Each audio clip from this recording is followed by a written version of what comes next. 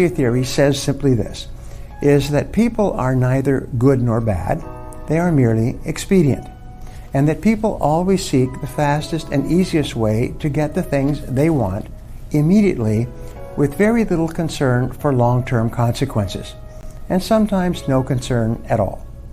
You may not know, but Dr. Edward Banfield of Harvard studied successful people for 50 years. He found there was one quality of people that assured that they would increase their income and their social status over time, and that was long-time perspective. In other words, they gave a lot of thought to the consequences of what they were doing in the short term to assure that they would achieve greater success in the long term. In our society, is you've got to tax people who are working for the money, and that means the middle class. And eventually you have to tax everybody. So the final thing that people want is fulfillment. And this goes back to Abraham Maslow's desire for self-actualization. This is what drives people to paint pictures and sing songs and write books and create works of art. Is human beings want to fulfill their complete potential. And you'll only be truly happy when you have covered everything else and you have enough time and you have enough money and intelligence and ability so that you can do what you love to do and fulfill your full potential. The fastest way to get all of the things that you want is something for nothing. The lowest price is free. So the most popular word in any language aside from more is the word free. So what is the difference between one society and another? Well, we assume, as the founders of America did, that this is the way people are, human nature. We don't try to change them. People are lazy, greedy, selfish, ambitious, ignorant, vain, and impatient. And they all seek safety, security. Now, how do you get those things? The fastest and easiest way to get all the things that you want in life, being the person you are, is with money and power. So the question is, how do you get money and power? Everybody knows that money and power is the high road, the fast track to getting all the things you want, including fulfillment and love and respect. So how do you evaluate a society? I call this the ABC method. A is the way people are, C is the way people, what people want, and then B is how you get from here to there. So in a society where the way you achieve all the things you want by serving other people is a society that's free and that's growing and prosperous and happy. And the most successful people are the people who serve the greatest number of people in the very highest and best way. And the wonderful thing about our society is that anyone can enter into our economic system at any time with an idea to serve other people with something that they want and need and are willing to pay for, and they can become a big success as well. One of the things that I teach in my seminars, I ask this question, what is your most valuable financial asset? And the answer is your earning ability. It's your ability to earn money. It's your ability to get results that people will pay you for. And so what determines your financial success in life is your ability to get results. And so what you find, going back to the 80-20 rule, is the bottom 80% of people will learn their job in the first year, according to 25 years of research, and then they level off, and they never get any better. And 10 years after they started their job, they're no more productive than they were after 1 year. So as a result, their income can only go up at the rate of inflation.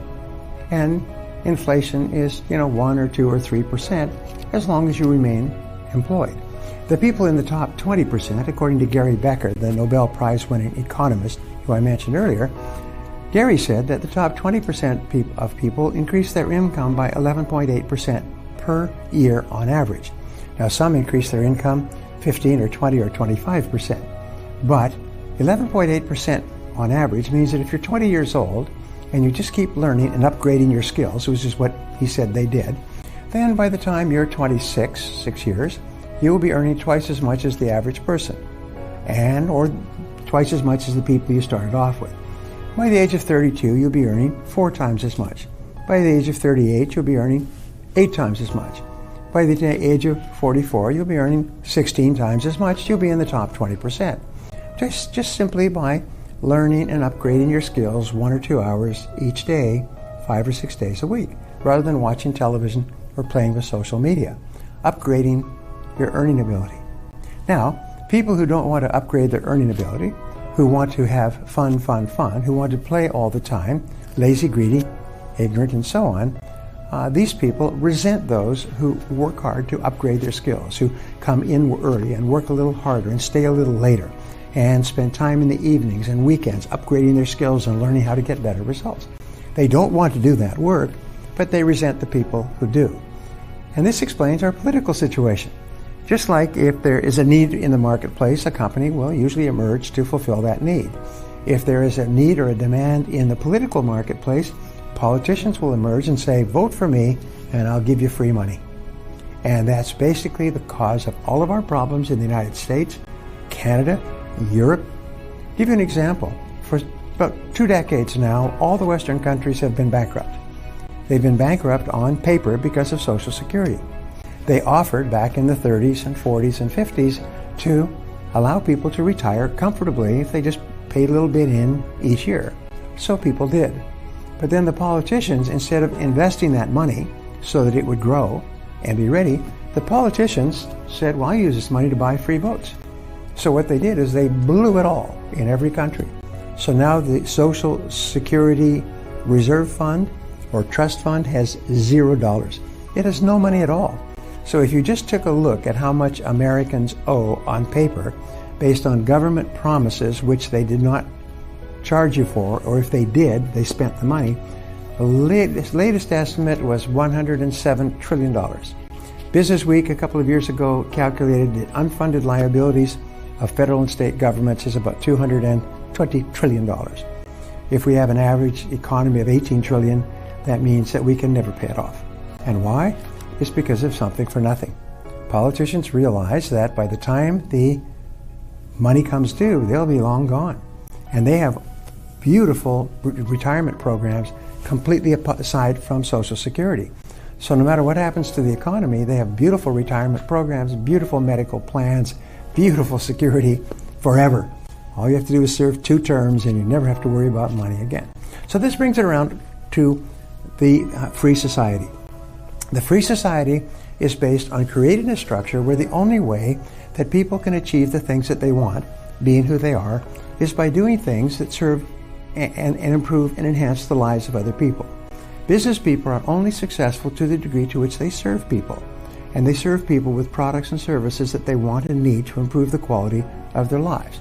And a free society is a society where there's lots of people offering the same pleasures or benefits. So a free person can choose, as therefore the only way a business person can survive is if somehow their product or service is superior to that of anything else that's offered. People always seek the fastest and easiest way to get the things they want as quickly as possible with little concern for long-term consequences. Anyway, so that's my little diatribe on economics. Your job as a student is first of all to understand the primary reason for left-wing politics is to get something for nothing. The primary reason that people run for office today is to offer something for nothing in exchange for votes. Now, when they get to office, if they get into office, they all arrive in Washington or London and they say, well, what did you promise to get here? Well, here's my laundry list. How about you? Well, here's my list. Well, good grief, how are we going to give all this free stuff to all these people? Well, we're going to have to negotiate. We're going to have to, log rolling is what it's called. We're going to have to go back and you vote for my bill and I'll vote for your bill. And we'll give a little bit from your bill and a little bit from your bill. So all of Washington is elites who are negotiating over paying the people who voted for them just enough so that they'll vote for them again next time. Now that sounds cynical, but if you can find a better explanation, this is why we have a Brexit.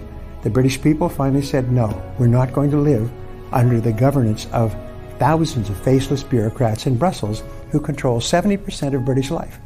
And in the United States, we're having this, let's say, turmoil in our political system because the average person has realized that he's being taken for a ride. He's a sucker. These people in Washington, they're an elite that live like kings, that live like the royalty of old, that have no need to satisfy anybody just to stay in office. So anyway, your job, my job, and I spent thousands of hours at it, is to understand how our free market works, and then to support people who believe in our ideas. who believe in the importance of freedom and free enterprise and limited government, who believe in personal responsibility and working hard and telling the truth, who believe in honesty and integrity and continual self-improvement. So look for people who believe in those things, and there are people there. And the more you support those people, as they say in the Bible, give me 10 men who are stout-hearted men, that'll give you 10,000 more. If you support these people who believe in our principles, who believe in liberty and freedom and justice, if you believe and support those people, then more and more of those people will stand up and say, if you elect me, I'll fight for you.